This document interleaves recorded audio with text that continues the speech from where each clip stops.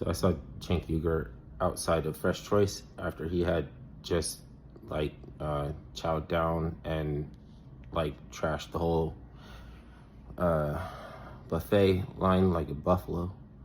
And he was smoking his joint, and he let me hit it, even though I didn't know dude, right?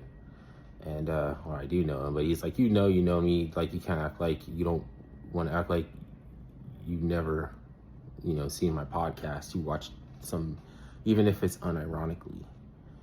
So I hit the joint, and then I had a conversation in my head. I debated Andrew Wilson, and we were saying the same thing in a different way. We were talking about genders, like how, and I was like, well, genders are like the side of a puzzle piece, or a circuit, like how you complete a circuit, you have a male and female. It's like an indoor-outdoor plumbing, it's like there's one protrusion and one is a receptacle, right? So there's like two, right? Like magnets have a north and south polarity. That's like male and female, right? Positive and negative charge. And that's two. And sexuality is something that I can't quantify or enumerate, because people can be turned on by whatever, in slight, subtle, different ways. They can be particular if they want. And so there must be innumerable sexualities. But he was saying, because gender is applied to sexualities, then there can only be two sexualities. And the thing in nature, I guess, that it could be quantified as outlying genders is something like horse, what do they call it? The seahorses? How they change gender so they can hold the babies in their tummy or stomach or something, or like asexual, or barnacles or arthropods, and like things that can like be hermaphroditic or something like this, like little things like that.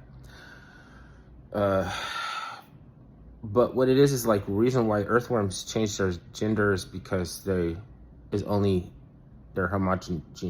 homogeneous, and so like there would be around, they didn't find a female or something, like they didn't find, so they actually change over their gender. But that's because they have so many active genes. Like humans only have like 2 or 3 active genes at any time.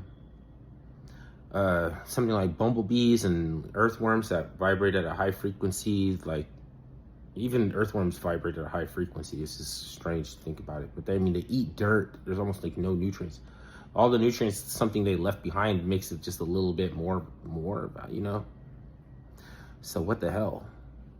That's pretty high vibratory frequency. That's like, they probably have 50 to 75 active genes. They have 9 hearts. And I mean, that might not even correlate to make an argument. But they're just basically saying the same thing. And then the joint wore off, and then I realized I was just inventing conversations with people who weren't there. That's what happens when you smoke Cenk Uygur's weed.